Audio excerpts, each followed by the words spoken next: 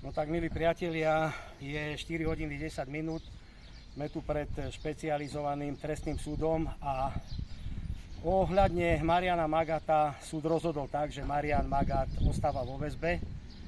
Naďalej, bohužiaľ, pán doktor Burian, jeho advokát, hovoril, že sudca sa vyjadril tak, že dôvody väzby trvajú naďalej.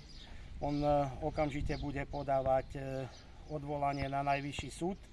No a na najvyššom súde by sa malo rozhodnúť do 5 dní, ako to bude ďalej s Marianom.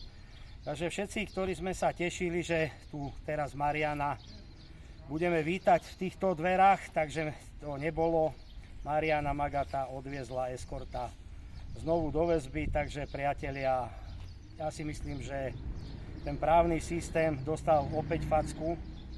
Neznamená zrušiť len špecializovanú prokuratúru, treba zrušiť aj špecializované trestné súdy.